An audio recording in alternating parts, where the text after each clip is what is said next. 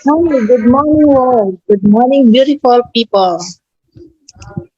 He received a Gloria Macapagal Arroyo Award for Developmental Skill and Entrepreneurship. Top placer, poster making contest for Angono Festival, Pagoda.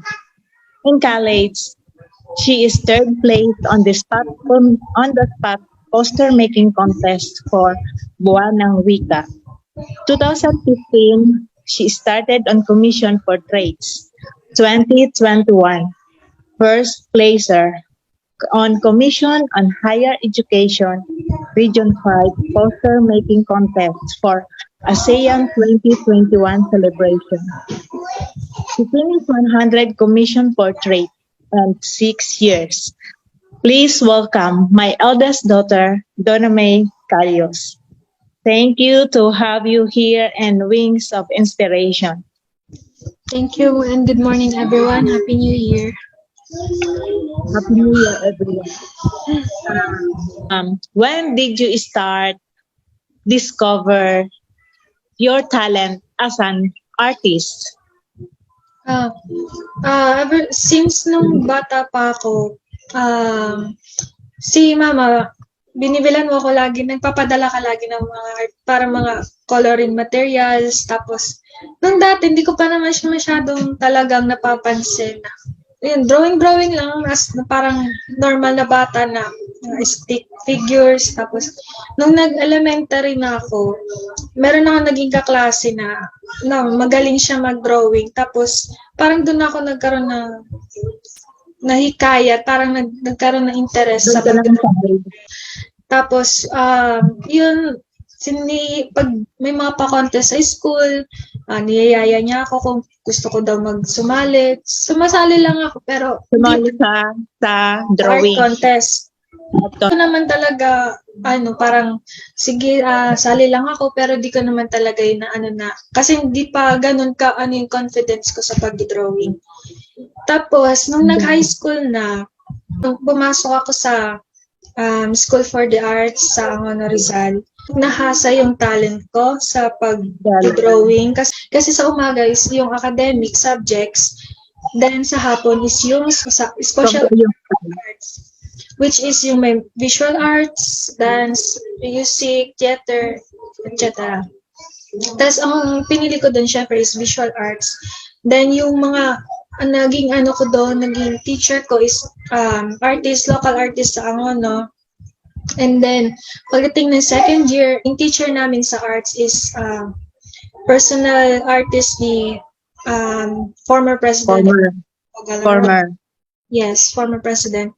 And then, doon sa high school, doon din ako na-experience mga exhibit, gumawa kami ng mga painting na talagang, since kasi is the art capital of the Philippines, syempre, doon mo talaga ma-experience yung mga pag-exhibit kayo sa ganitong lugar, tapos magkakaroon kayo ng meet up with other artists.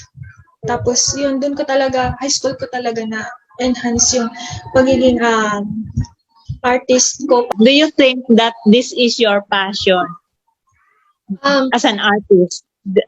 Being an artist, is this your really passion? As an artist, yeah, I think this is my passion and I really love what I'm doing, and hindi ko siya tinitake as na parang napipilitan lang dahil nakikisabay sa ibang Hindi kasi pag nagdo-drawing na ako, parang may sarili na akong doon parang sarili ko own zone ko na pwede ako kahit anong drawing ko, pwede magagawa ko, ganun. Okay. And then college na, medyo naglaylo sa kasi yung kinuha kong course is not art related. Kumuha ko ng civil engineering, and then kung ano kasi talaga yung nang pinupursue ng mo, talaga yung gusto mo, parang nawawalan ka ng interest. Why did you get engineering? Why did you take engineering, civil engineering?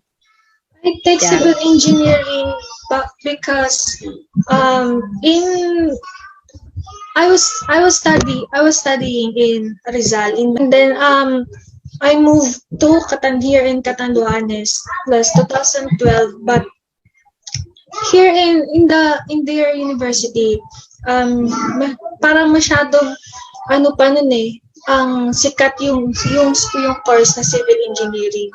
And then parang sabi ko, bakit hindi ko i-take, kasi na ano rin ako na malaki yung malaki. Parang ano lang, nakisabay ka sa uso. Parang gusto mo lang na kumuha ng civil engineering dahil siguro yung mga friends mo is yun din ang kinuhang course. Kaya parang napipilitan ka lang na kunin yung civil engineering, but you don't really like it. Yes. Tsaka naisip ko rin kasi yung magiging pag naging engineer ako, malaki yung sahod, ganyan. Yun din yung nasa isip ko nun. Pero hindi ko naisip na mawawalan pala ako ng interest doon. Kaya nag-shift ako ng course 2015 sa civil engineering to drafting technology, which is my recent course now. Doon ulit bumalik yung interest ko sa arts. Yung mga grades ko is talagang na tumaas kasi more on ano na talaga siya, nag-interest na ako sa. Tsaka sa drafting, hindi lang siya yung pag-drawing talaga. It's parang may halo rin siyang architecture, which is yung one of my rin sana gustong kunin na course. Kaso nung time na yun is hindi pa open yung course na yun sa university namin. Kaya drafting technology is more close to arts and architecture. Okay. So, ano ang naging inspiration mo to push or continue your dreams as an artist? As an artist, ang nag-push talaga sa akin na actually nung 2015 is yun nga yung nag-stop din ako dahil ayun nga, nagka-baby. Pero hindi, akala ko nun is parang hanggang doon na lang yung yung magiging journey ko as an artist.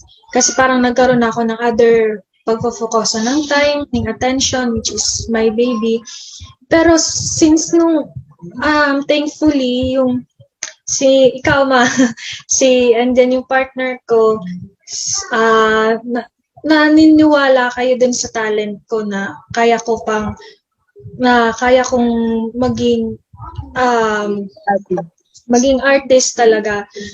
Kaya ko pagpatuloy yung mga dreams ko. Kaya ayun, since sabi niyo, especially nung na lumipat kami ng Taguig, si partner sinuportahan niya ako, pinila niya ako ng mga art materials. Tapos yun, sabi niya, ko daw, bakit daw ako since parang na nun yung social media, medyo nagtitrend na yung social media.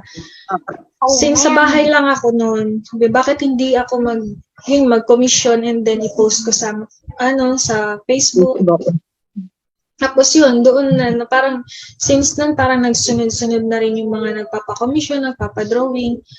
And then yun, naisipan nga namin bumalik dito sa Catanduanes para i-continue din yung pag-study ko. And then yun, siguro, dahil din kay parang napakalaking blessing din dumating si baby. Kasi doon na talaga nagkaroon ng ng sunod-sunod na okay. Blessings. How do you do your hardship and life? Because, it's not easy. Yung mga pinagdaanan natin, how do you deal with it? Actually, lahat naman talaga nagkakaroon ng mga pagsubok sa buhay kasi normal naman talaga yan sa life. That's true. Ang paano na lang is kung paano mo siya i-handle and paano mo malalagpasan. Actually, kung ako lang siguro, parang hindi ko kaya talaga na parang, siguro matagal na ako nag-give up or dahil sa mga pagsubok na marating. Pero, thankful din ako kasi may kasama ako na nag-ano nun, parang Nag-guide. nag-guide, ganun. Parang yung lahat ng Yung susuporta. yung suporta Yun din. nga, yung maganda doon is kahit na dumaan ka sa mga pagsubok, grateful ka pa rin kasi nga may mga taong sumusuporta sa iyo na which is na bibigay ng lakas ng loob. And guidance. Being Yeah. a mother, a student, and an artist, how do you deal your time to cope with this? Medyo, dyan ako talaga nahirapan pag sabay-sabay kasi being a mother, a student, and an artist, paano ko na mapagsabay-sabay yun? Bale, time management, I think. Kasi, kung hindi ka siguro magta-time management and hindi ka marunong mag-multitask, parang hindi mo na siguro alam ko anong gagawin mo. Kaya dapat may well-manage yung time mo. Ako kasi ang pag umaga ginagawa ko is yung time ko is kay baby pag ng mga especially ngayon kasi nagmo-module siya. At the same time, gumagawa rin ako ng module ko. While he's doing his module, I'm doing my own. And then, online class. Tapos, syempre pag magtatanghali na, I have to prepare for our lunch. Then, sa bahay naman. Then, afternoon, kaya syempre kailangan din natin mag-rest. Take a nap lang. Tapos yun, time management and multitasking talaga. So, being an artist, what you can share to the youth to achieve their dreams and goals? As an artist, kasi actually may syempre hindi naman sa pag-ano kasi marami na rin akong nakaka-chat ng mga other artists na parang naghahingi ng tips, advices. Uy, ate, paano mo nagagawa yung ganito? Lagi ko na sinasabi sa kanila is parang wag silang mawawala ng pag-asa sa arts kasi yung karamihan sa mga ngayon, mga bagong artist, mga kabataan, parang napo-frustrate sila masyado din sa pag hindi nila nakukuha, pag may nakikita silang napakagandang arts, tapos sabi lang, parang hindi ko kaya yung ganyan kasi ganito lang yung kaya kong ano. Ang lagi ko lang sinasabi sa kanila, hindi lahat ng artist nagsimula na magaling na. Hindi lahat ng artist nakagawa ng napakagandang art sa pag nag-upisa pa lang sila. Hindi ganun Ang sabi nga, diba, an expert was once a beginner. Yes, that's true. And then sabi ko sa kanila, keep practicing. Kasi ako, hindi naman ako ganyan. Hindi naman ako magiging ganito kagaling kung hindi ako nag-practice.